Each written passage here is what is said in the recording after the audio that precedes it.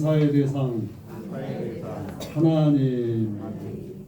미국의 루즈벨트 대통령은 눈이 심한 근시였다고 합니다. 항상 두 개의 안경을 주머니에 넣고 다녔는데, 하나는 책을 읽을 때 사용하는 돋보기였고, 하나는 멀리 있는 물체를 바라볼 때 사용하는 망원경처럼 무겁고 두터운 쇠로 만든 그런 케이스였습니다. 무거운 안경을 주머니에 넣고 다니는 것을 평상시 상당히 귀찮아했는데, 한 번은 정치 연설을 하고 있을 때 슈벤크라는 청년이 대통령을 향해서 저격했어요. 총을 쏘았어요. 근데 이 총알이 날아가가지고 대통령의 가슴에 정확하게 명중했습니다. 즉사할 줄 알았는데 저격범이 쏜 총알은 양복 안주머니에 있던 강철 안경집을 맞고 방향이 불절되고 다른 곳으로 튕겨져 날아갔습니다. 평소에 귀찮게 여겼던 안경집이 대통령의 생명을 건져냈던 것입니다. 우리 무거운 가슴속, 호주머니 속엔 우리는 인간적으로 생각하는 감사할 일이 없는 것 같아요.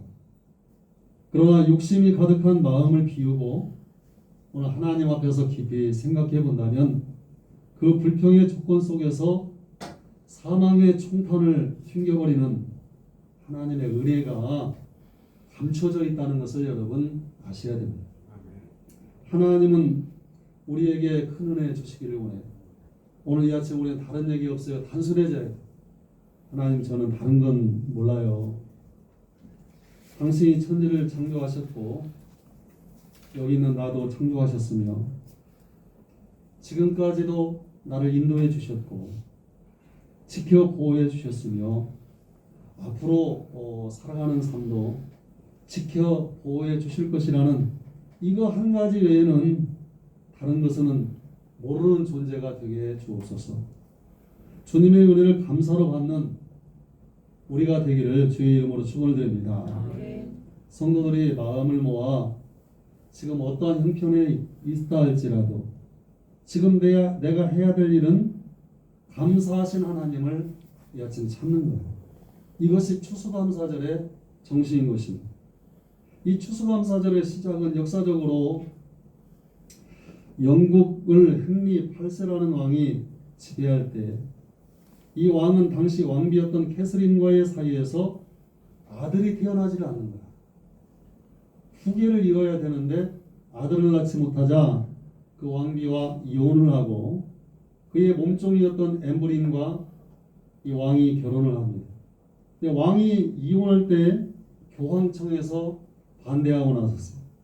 여기에 화가 난 헨리 8세가 카톨릭과 결별을 선언하고 영국 국교 성공회를 설립하는 종교개혁을 단행한 거예요. 이 재혼한 헨리 8세의 그 시녀 엠블린과의 그 사이에서 엘리자베스 1세가 태어나면서 아버지 헨리 8세가 주장한 대로 모든 예배의 의식은 카톨릭의 예전으로 한다는 통일령이 이렇게 반포되었어. 로마 카톨릭적인 제도와 의식, 모든 것을 반대하는 그 당시에 칼뱅주의자들이 여기에 반대를 합니다. 이들은 일명 청교도라고 불리는 종교주의자들로 영국이 로마 카톨릭에서 벗어나가지고 이제 나름대로 교회를 갖게 되었으니, 그들이 주장하는 것은 뭐냐면 모든 육체적인 향락을 자제하는 법을 갖다가 만들어 선포해야 된다고 요구했어요. 그러나 그 요구는 쉽게 받아들여지질 않고 그 후에 제임스 1세, 찰스 1세 때에 이르러 오히려 비국교도로 낙인을 찍혀가지고 심한 종교적인 박해를 받는 중에 이 사람들은 신앙의 자유를 찾아서 네덜란드를 비롯한 기타 지역으로 피신을 가게 됩니다. 그들이 왜 네덜란드로 갔냐면 그 당시에 네덜란드가 유럽 지역에서 가장 종교적인 자유가 발달되었지만은 그곳에 가서 자기들의 종교적인 신념을 거기에 털을 잡고 있는 사람들에게 내리기가 상당히 어려웠습니다. 그래서 이 사람들은 다시 영국 땅으로 돌아와서 그들은 신대륙을 개척하기 위해서 이민을 가겠다는 버지니아 회사로부터 1억 평에 대한 토지 사용권과 어업권, 인디언과의 교역권, 자치정부 조직권 등을 보장받고 110명의 인원을 태운 메이플라워, 이거 한국말로 얘기하면 5월의 꽃이라는 그런 배 이름이에요. 5월의 꽃이라는 메이플라워가 신대륙을 향해 출항하였으니 그날이 바로 1620년 9월 16일이었습니다.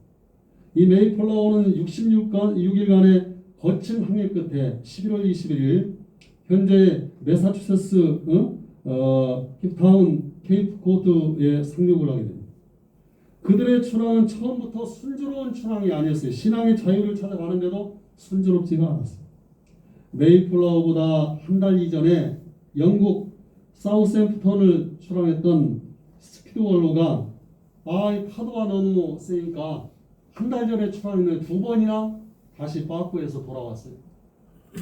그래서 메이플라워가 스피드웰로의 승객과 물자의 일부를 그 배에다 옮겨 싣고 단독으로 이제 신대륙을 찾아서 항해를 합니다. 길이가 27m 그리고 180톤에 불과한 범선. 오늘날로 얘기하면 저 동해바다에 가고 저녁에 환하게 불이 들어오는 오징어배 많은 거예요. 오징어배. 응? 그런 배를 타고 이제 그 신대륙을 찾아가는 거예요. 근데 거기에 또 사람이 몇 명이나 탔냐면 100명 이상의 승객을 태운 거예요. 엄청나게 많이 태우고 출항한 거예요. 이건 처음부터 오징어배 같은 배를 타고 신대륙에 간다는 것, 이것 자체가 벌써 무리였어요. 거친 바다 폭풍으로 인해서 항해는 몹시 힘들어졌고, 그로 인해서 원래 정착하기로 한 버지니아 지역에 닷을 내리지 못하고 매사추세츠 케이프코드에 도착한 것. 약 1개월 동안 그곳에서 겨울을 지나는 동안 기아와 추위와 질병으로 수많은 이주민들이 세상을 떠나가고, 살아남은 101명이 프리머스 지역에 도착해서 온갖 어려움을 극복하고 드디어 뉴잉글랜드의 최초의 식민지를 개척하게 된 거예요. 이들이 이런 엄청난 환경을 극복하고 신대륙을 개척하는 데 성공한 것은 그 배후에 강력한 하나님에 대한 신뢰가 자리 잡고 있었다는 얘기. 신앙으로 간 거야. 신앙. 믿음을 가지고 간 거야. 가보지 않은 길을 믿음을 가지고 가는 거야. 응? 승선했던 40명의 남성들이 서명한 메이플라워 서약이 지금도 내려오는데, 그들이 서약했던 그들의 꿈이 거기에 내용이 담겨져 있습니다. 그건 뭐냐면 따라합시다. 하나님의 통치하는 세상, 진정한 주권. 하나님이 통치하시는 진정한 하나님이 주권이 있는 그 사회와 국가를 만드는 것이 그들의 기도의 목표였고 출항의 목적이었답니다. 결국에 그러한 노력의 결과 오늘날의 미국을 만들어내게 된 것입니다. 그들은 신앙의 자유를 찾아 117일간의 지루한 사투 끝에 신대륙에 도착하기까지 선상에서 2명이 죽고 1명의 생명이 태어났습니다. 추위와 굶주림으로 이듬해 2월경에 48명이 죽고 50명만 살아남은 50명만. 응? 살아남은 50명의 사람들이 우선 농사를 지어 이듬해 가을에 하나님께 감사를 드리기 시작한 거예요. 이날 그동안 갈등하던 원주민 마사이족 인디언을 초청했는데 추장이었던 마사소이드는 90명의 인디언 용사들을 데리고 그 첫 번째 감사 예배에 같이 참석했어요. 그래서 청교도들은 대접할 게 없잖아. 저 들판에 보니까 뛰어다니는 야생 칠면조들이 있기 때문에 그걸 잡아다가 식탁에 올리고, 인디언들은 그 축하하는 자리에 5마리의 사슴을 잡아가지고 왔어요. 그래서 하나님께 화목한 감사의 제사를 드리게 된 거예요. 이렇게 해서 시작한 추수감사의 예배가 그의 1621년 11월 마지막 주 목요일이었습니다. 이것이 저들이 받은 축복의 땅 미국에서 드린 최초의 청고도 추수감사 예배였던 거예요. 추수감사절에 대한 유래를 이제 성경에서 찾아보면 모세는 레위기 23장 40절 이하 42절 말씀에 첫날에는 너희가 아름다운 나무 실과 종려가지와 무성한 가지의 신의 버들을 취하여 너희 하나님 여호와 앞에서 7일 동안 즐거워할 것이라. 너희는 매년에 7일 동안 여호와께 이 절기를 지키느니 너희 대대로 영원한 규례라. 너희는 7월에 이를 지킬지니라. 너희는 7일 동안 초막에 거하되 이스라엘에서 난 자는 다 초막에 거할지니. 민수기 19장 35절 말씀. 여덟째 날에는 거룩한 대회로 모일 것이요 아무도 노동하지 말 것이며. 이런 말씀을 통해서 일명 추수감사절로 상징되는 초막절을 어떻게 지킬 것인지에 대한 방법과 그 이유를 설명해 놓고 있습니다. 모세의 기록에 따르면 초막절, 이 추수감사절을 지켜야 되는 것은 하나님이 오늘에 이르게 하셨다는 그런 감사를 해야 된다는 그런 얘기예요. 따라합시다. 지금까지 온 것도 하나님의 은혜다. 그게 추수감사절의 정신이에요. 일찍이 아담이 범죄로 인한 인간은 종신토록 이 땅에서 그 팔자가 이미 성경에 써 있어.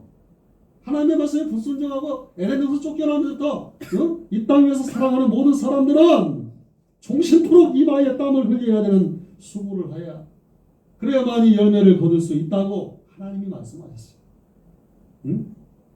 그것이나마 하나님의 돌봄과 배려가 이 땅에 없다면 열매 자체를 하여 인간들은 거둘 수 없다는 것이 하나님의 말씀.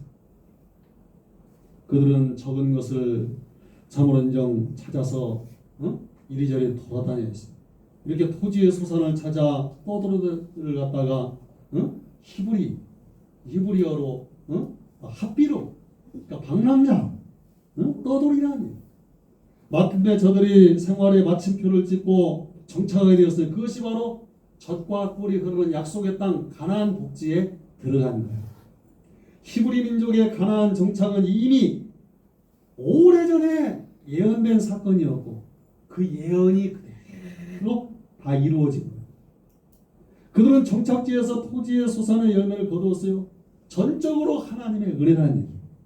그러면 추수감사절은 지금까지 지내온 것 주의 크신 은혜임을 고백해야 된다는 것입니다.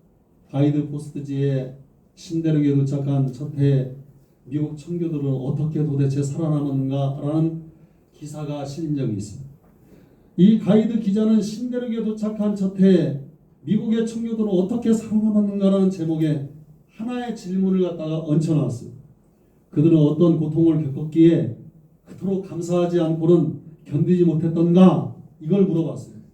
평안해서 그들이 감사했는가? No. 성공했기 때문에 그들이 감사했는가? No. 그들이 감사한 것은 오히려 병들었기 때문에 감사했고 오히려 가난했기 때문에 감사했다는 거예요. 신학교 시절에 조직신학을 가르쳤던 지금은 하늘나라에 가신 은사에서 인간이라는 그 책을 쓰신 분이 있어요. 이분이 송기득 교수님인데 그분이 이러한 간증을 하는 걸 들은 적이 있어요. 한 번은 이분이 급성 폐결핵이 발생해서 서울대학병원에 입원하게 됐는데 이 결핵이 얼마나 지독한지 어떤 약과 주사를 처방해도 나아지지 않는 거예요. 사람이 삐쩍삐쩍 말라가면 피골이 상접해서 그는 이제 피를 토하면서 각혈하면서 죽음만을 생각하며 하루하루를 살고 있습니다. 따뜻한 봄날 창가에 겉에 앉은 교수님은 노란 개나리가 활짝 핀 마로니에 공원을 산책하는 사람들을 보면서 문득 지금까지 그런 생각을 하면서 살아온 적이 없었는데 이런 생각이 들더라는 얘기요. 사람이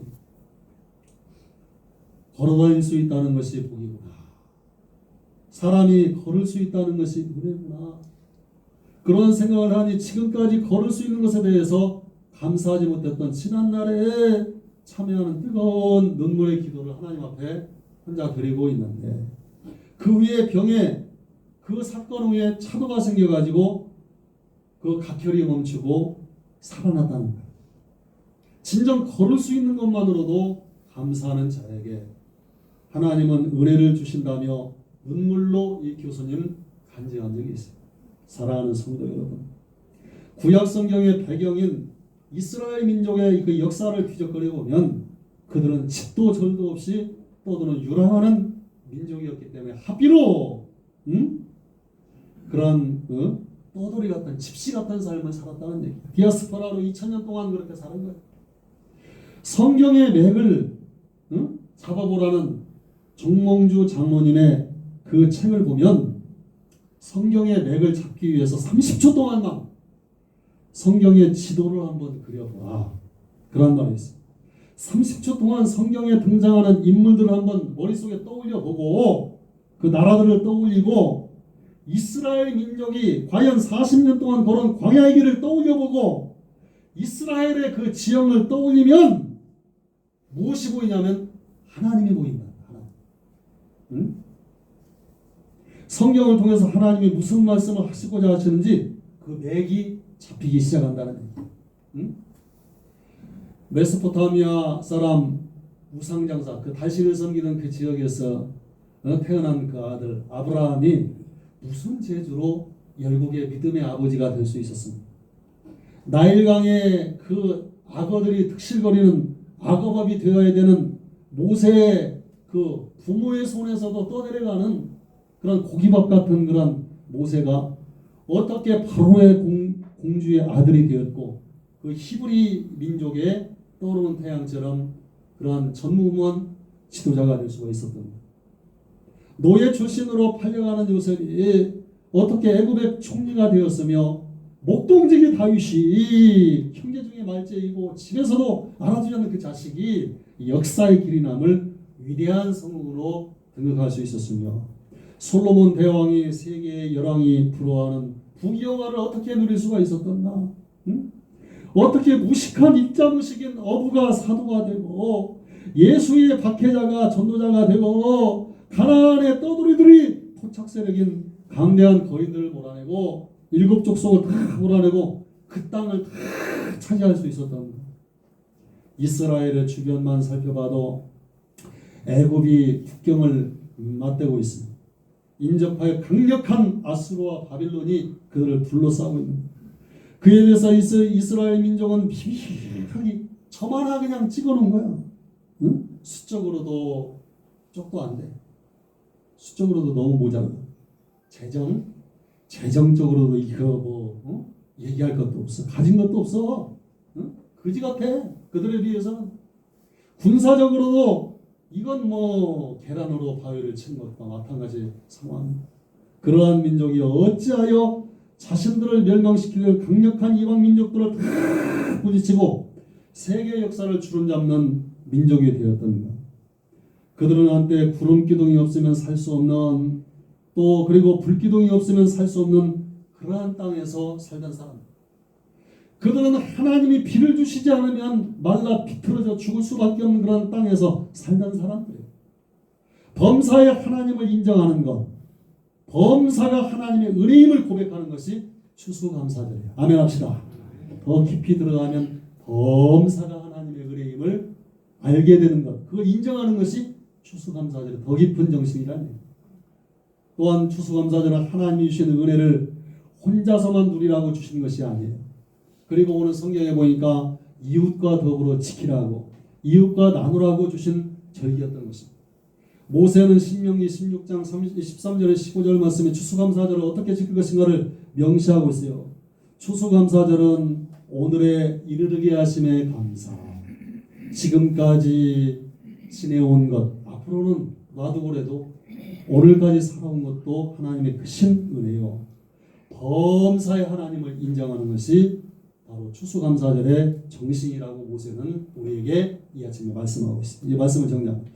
모세가 이 추수감사절에 대한 규례에 대한 반포가 할 때 이들은 그 시점을 따져보니까 가나안 땅에 들어가서가 아니야. 가나안 땅에 지금도 못 들어간 상태예요.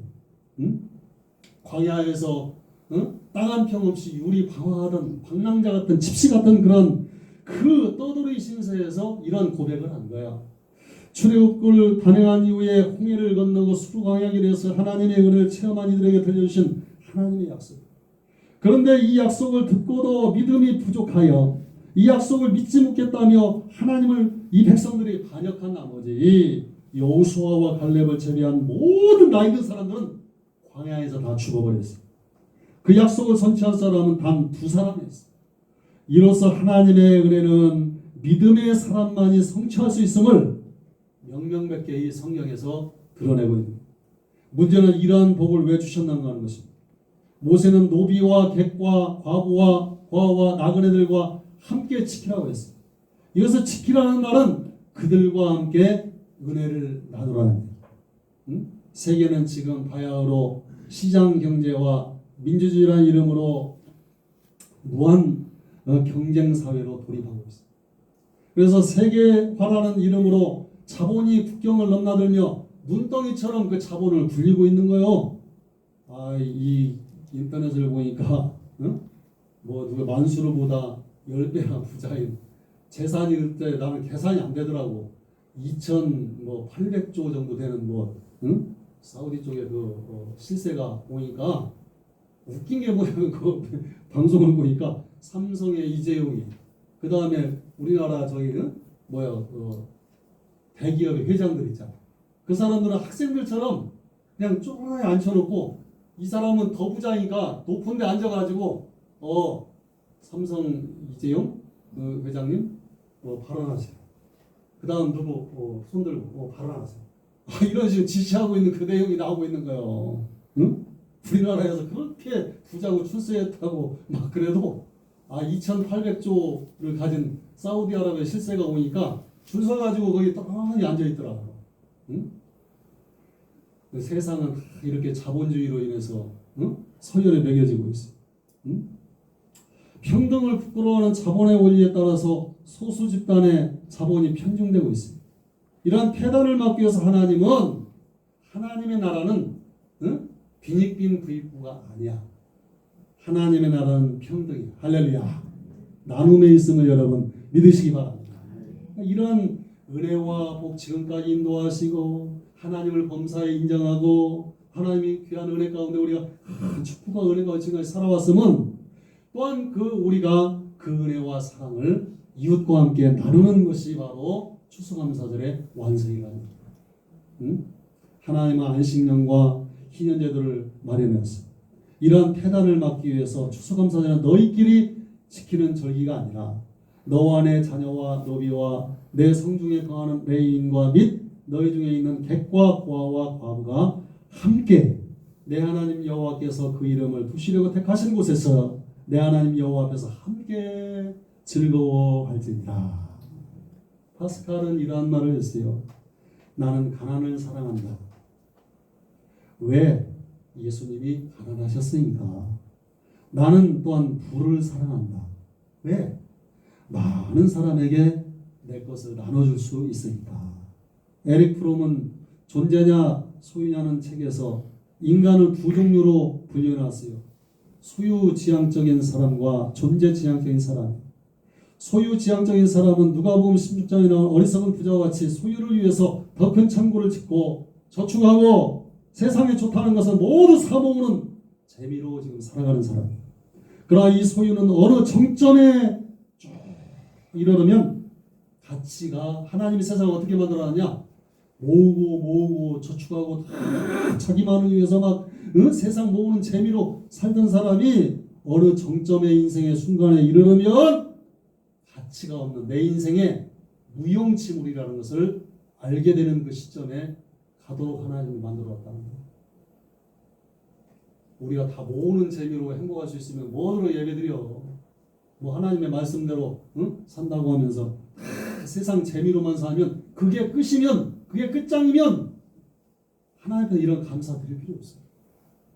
근데 하나님은 세상을 아주 만홀히 여길 만큼 우습게 세상을 만들어 놓으신 하나님이 아니라는 얘기예요.